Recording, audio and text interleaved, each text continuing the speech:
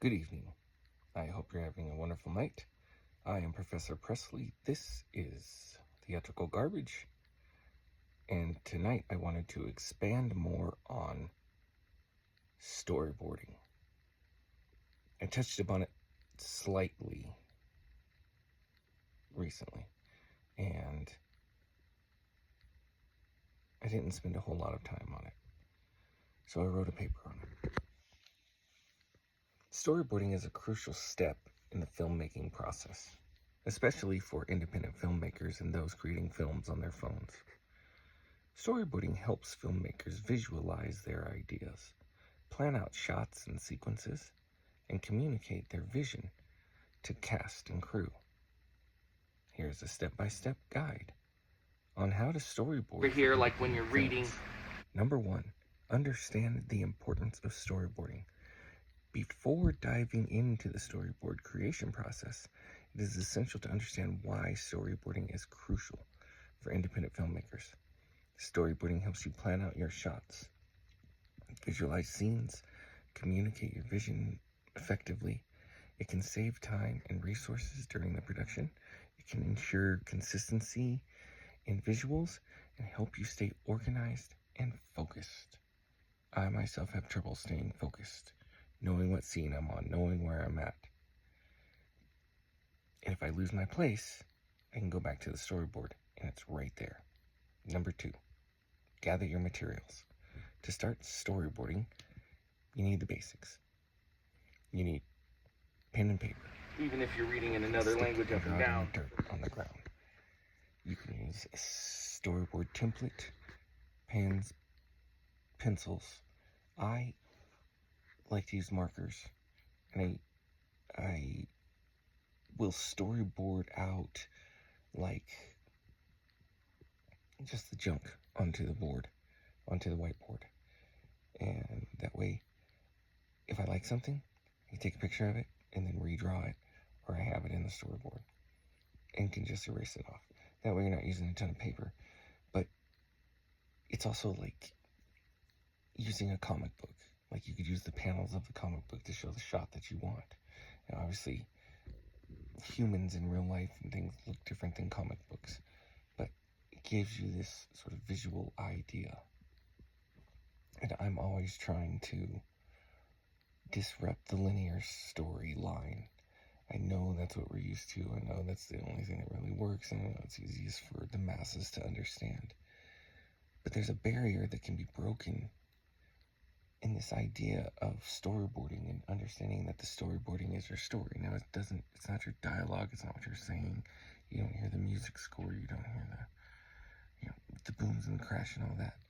But with storyboarding, it gives you know where your shot is. You look at it, And I've been lucky to work with a lot of amazing, great directors, and they look at scenes different. I mean, the guys that do that works. And for me, I like to stand back and zoom way in, right? Like with when I'm doing a shot, but I don't know the rights and the wrongs of every shot. I don't. How do you learn how to be a director? You go to school, and work with other directors, you work on a crew, and for me, this is my learning. This is my learning curve of how to do it. I've usually worked with performance. I mean, I've directed a lot of plays, a ton of plays. I've been in a ton of plays, and I've been directing a lot. But I love to write, and so when you're writing, it's hard to see the scene. It's hard to explain the scene to somebody unless you grab a piece of paper, napkin, and draw on it.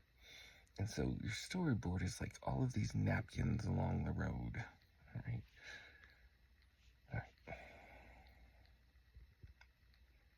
Number 3, after you gather all the stuff to make the storyboard. Number 3, break down your script. If you have a script for your film, break it down into scenes and sequences. Identify key moments, actions, and emotions you want to capture visually. And that's broad. You can take the first scene and break it into thirds. You can always break it into thirds and all the way down to its lowest common crap, and then you can cut off all the extra. I don't necessarily like to cut off all the extra. I like to make a big stew and water it down, feed everybody a little bit, rather than reduce it down into something beautiful and like a well-cooked steak or Brussels sprouts if you're vegan. The idea is that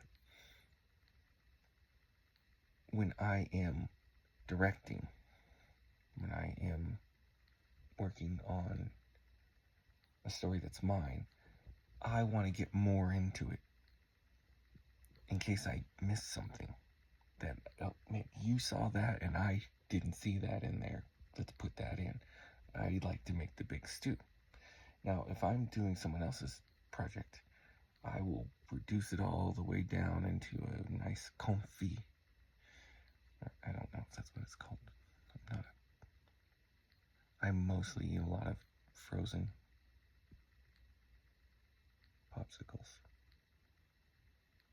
Oh my goodness, the pineapple ones. Let's move on. When I'm working on my own stuff, I like the community to throw in. Sometimes I like it like a potluck sometimes. Comedy, I need a potluck for comedy, right? Because you have all of these different ideas, because I don't know what's funny. What comes to me is tragedy overcome or met up with is comedy for me, right? Crash, boom, bang on the ground, all the funny stuff. I like Buster Keaton and Jackie Chan, the physical idea of comedy. But because it exists not in reality, it exists in fantasy of the world of that film. And when you storyboard something out and you go, oh, a human couldn't do that, could you make a human do that on film, right? Can we do it with a dummy? Can we do it with the green screen? What is going to compel the story forward? And how do we show it visually? How do we show, don't tell, right? I do a lot of telling because I'm a writer. And when I'm storyboarding, I can pull back from that and go, okay, I need to show this and not say it. And sometimes I don't say enough. But yeah, nobody's happy. All right, number 4. You create thumbnails. You're going to draw your scene. If your scene's all amoeba, you're drawing amoeba in there, right? It's kind of like the birth of cartoons in a way in storyboarding, right? Like if you see the horse thing where they spin it and you look through it and the horse is running, right? Well, each one of those can be their own separate little storyboard. Create thumbnails by sketching a small thumbnail, drawings of each shot or scene. Focus on basic compositions, camera angles, character positions. Thumbnails don't need to be detailed. They serve as a rough outline for your visual ideas. Now, for me, that's when you're just pumping out ideas, okay? But if you keep that and you take a picture of it and reprint it, or you photocopy it, or you use tracing paper, which I used tracing paper one time and I made this great film. Using the storyboards as you flip back through, it was kind of cool. Where's my award? Anyway. So, you're telling your story. And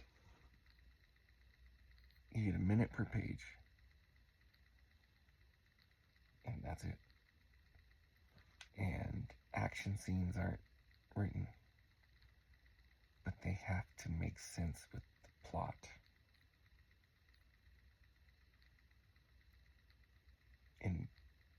in the world. And not working for a studio and not, we're doing someone else's project and you're working on your own. This incredible freedom to get the shots you want. I used to have to run around with a camcorder back in my day with the dinosaurs. I taped a camcorder to a broomstick and ran around making movies. Now I use a GoPro. And a phone. I'm unfocused. It's the middle of the night. I'm teaching you storyboarding, so love me for who I am. Okay, number 5, add details. Once you have your thumbnail, start adding more details to your storyboard panels. Include more specific elements such as character expressions, camera movements, lighting, and any important visual cues.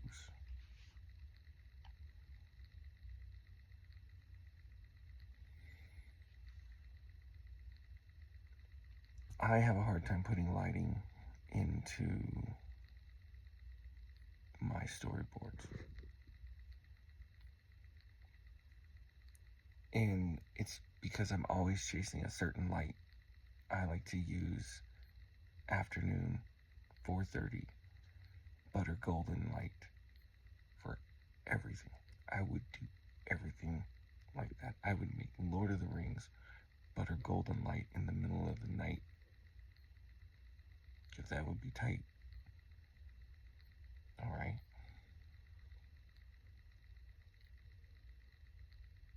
Number 7, label each panel. Write brief descriptions or notes next to each panel and clarify the action, dialogue, or any other important details. This will help you and your team understand the intention behind each shot. Here's another thing that when I don't use the side panels they have pre-printed storyboards, and on the side panels you can write stuff.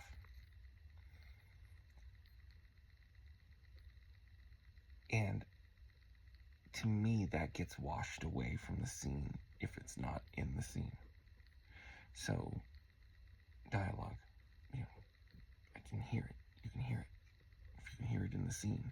So I write it right on there, right on. Point at this. We need this. We need a big bolt. We need wouldn't it be cool if lava was coming out of here? Those sort of things, right? And it's the details in what you do. I like props. Life has a lot of detail, and the way you can tell something is AI or computer generated is when you get down to the details. And a lot of people forget that the details are, they're gross. Get into the details of, go down the bacteria up to cells and pores and these things, right? And so the details make it, but details have a beauty to it. At work, I was having a crappy day this morning, and out of nowhere, Danielle goes, "Look at my fingernail polish."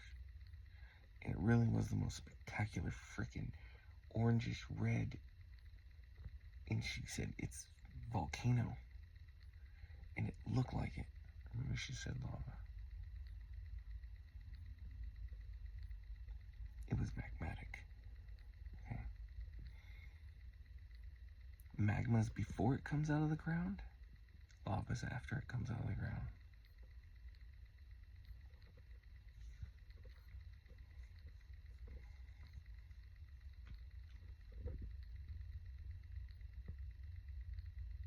Masters in geology. Guess how many chicks that gets me. Right. So you want to label the panels. I get a big roll of butcher block paper, and I will do the scene on there, and I'll write lines on there because I can hold it up for actors.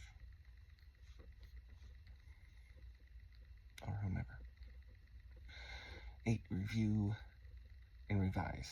Once you have completed your storyboard, review it carefully, make any necessary revisions or adjustments to ensure that your visuals accurately reflect your vision for the film. I believe in the culture of filmmaking, small filmmaking. When you're working with certain crews, that's your life. There's memories there. You live in that. And okay, so you go on and you work in Hollywood.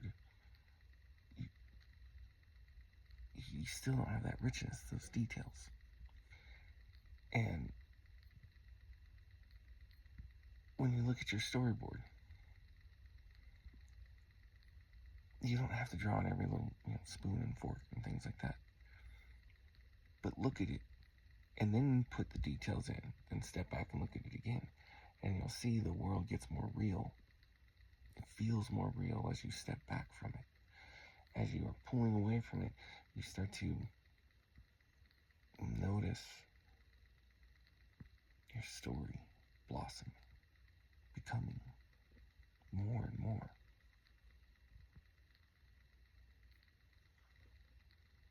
Number 9, share with your team.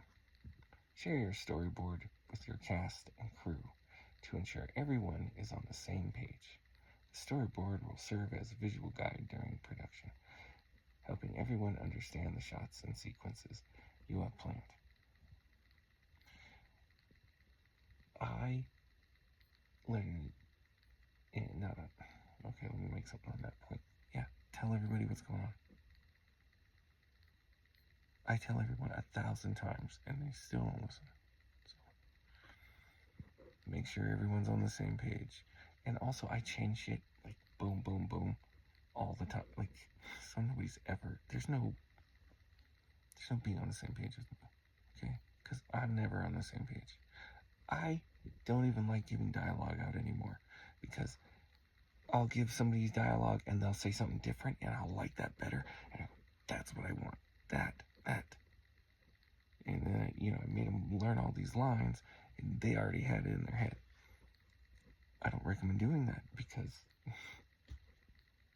there's no time. There's just no time for filmmaking. You have to get in there, learn your shit, draw it out, get it done. Find somebody to finance it, find somebody to buy it, find somebody to do it, find somebody to help. And then you go home and you cry and you go, fuck, we made something. It's beautiful. You get up and do it again. But that's film. That's storytelling. That's art. It's taking what you can control about the world and making it for that moment, for that 2 hours, 3 hours, 75 million hours on my channel. For you give it something else. We can't just go and jump and fly like Superman. Yeah. But you can put a green screen under somebody and they can tell you how they're flying and they can show you the emotion in their face and you can go, that is Superman flying. That is a person, well, an alien, flying. But the idea is that it's something supernatural, something beyond that film can give that you can't get anywhere else in the world. And I love when they show, when people go off script and they say Draco Malfoy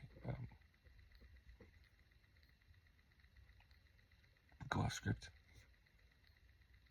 Dear God. I don't need an intervention, it's up late.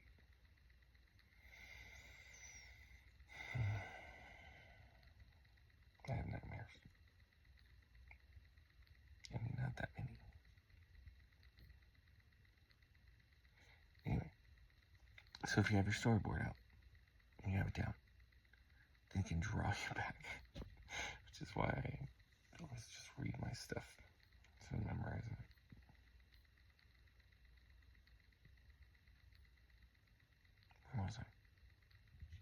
storyboard your ideas. Enjoy yourself. Don't ever let anyone take your dream from you. If you want it, it will happen. You know, it's just for me. And I don't deserve it. So, if there's somebody that deserves it, want it, go after it, chase your dream. Never surrender. No, yeah, it's fine. I surrender all the time. I give up, break, and I can get back up. Do it worse the next time.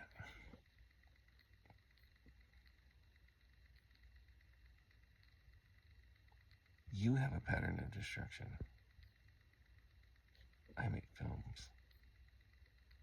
Just as this one has been a play and insane.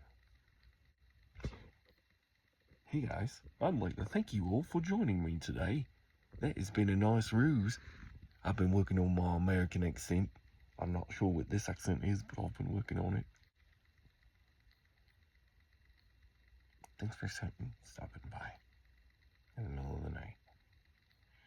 This has been Storyboarding Through Your Nightmares with Professor Priestley and Theatrical Garbage.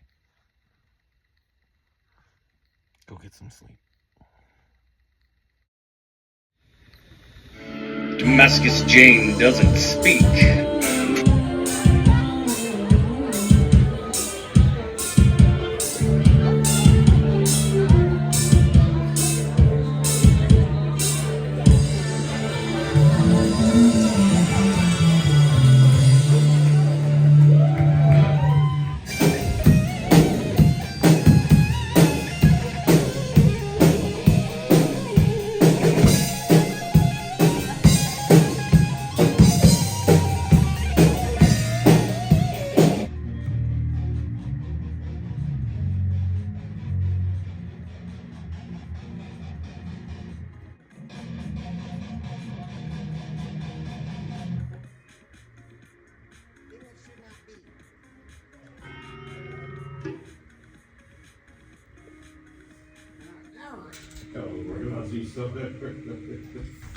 Lasers, freaking laser beams.